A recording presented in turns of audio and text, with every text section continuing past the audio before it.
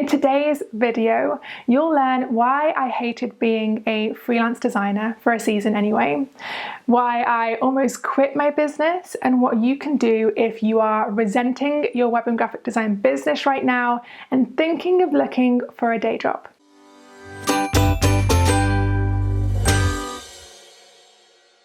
Okay, comment if you can relate to this. You started your web or graphic design business because you love being creative. You love being your own boss, working from home, getting to work from the comfort of your own bed sometimes. There's just one problem. Working for yourself is stressful. Your clients are late providing you with everything from the files that you need to start their project to the feedback you need on each revision at different stages of the design process. When you eventually do get their feedback, it's just one vague sentence that doesn't help you at all.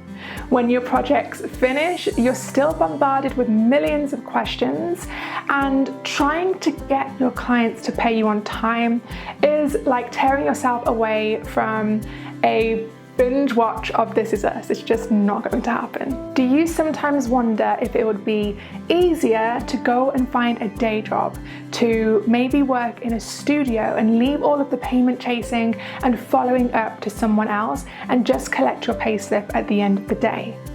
I know that's what you're thinking, because that's what I used to think as well.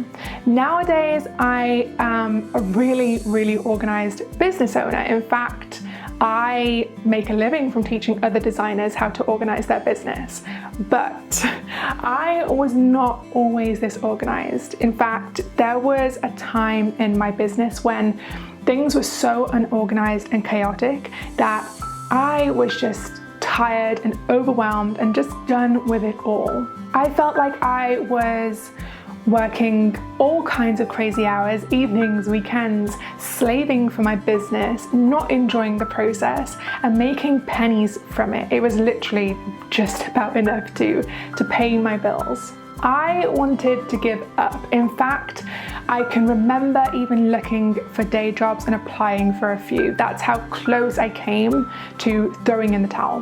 But I did 3 things to organize my business and regain my sanity. Number 1, I organized the heck out of my business. I used tools and apps to simplify my client and design process so that I was no longer forgetting things, I wasn't confused anymore, the client wasn't confused, and it was overall a much more polished, professional process. The best thing that I did, the best tool that I implemented, was Asana, which is a free project management tool.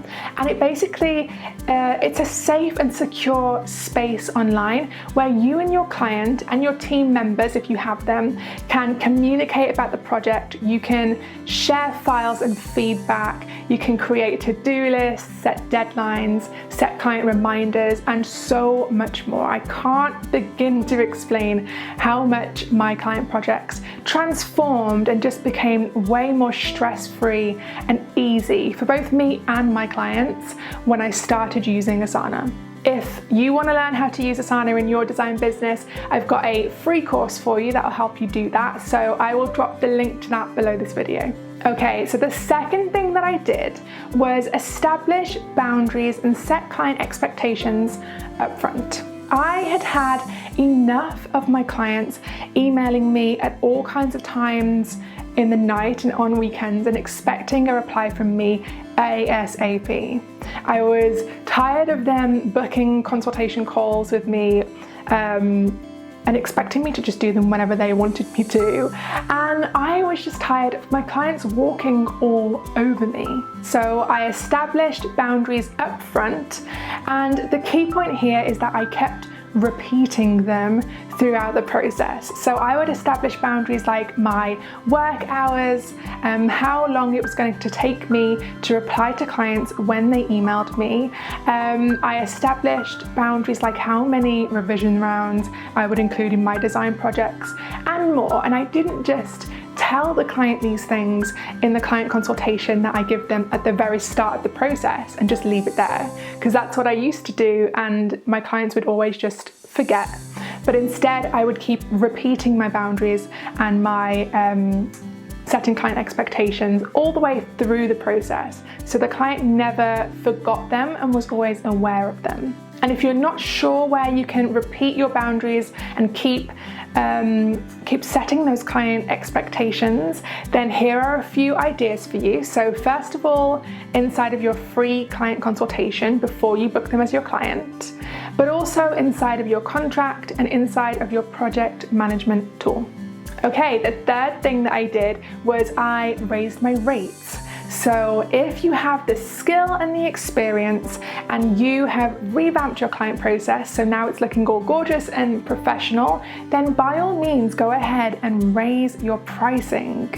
Higher pricing actually attracts clients who value your skills, your time, and your services. And lower pricing attracts penny pinchers who don't value your services. And when somebody doesn't see the value in what you're offering, they don't respect you. I am so thankful that I didn't quit my business, because I wouldn't have this amazing life that I have now. I have got more freedom than anybody else that I know in my life, and I wake up every day feeling grateful for that. This year alone, I have traveled 7 months of the year. I've lived in Asia for 6 months. I took a last-minute trip to Bali just because, and I couldn't have done all of these amazing things and lived my life the way that I truly crave if I didn't have this business, if I had just thrown in the towel when times got tough. So I want to leave you with this. If you are feeling stressed out and overwhelmed with your web and graphic design business right now, I encourage you to take that first step and organize your business. Like I said before, I have a free course for web and graphic designers called Project Management for Designers that will help teach you how to use Asana with your clients and just make your projects more simple and stress-free, so you can stop feeling so overwhelmed and start wowing your clients. The link is below if you want to join that. And if you liked this video, then don't forget to subscribe, give me a thumbs up, and I will see you in the next video.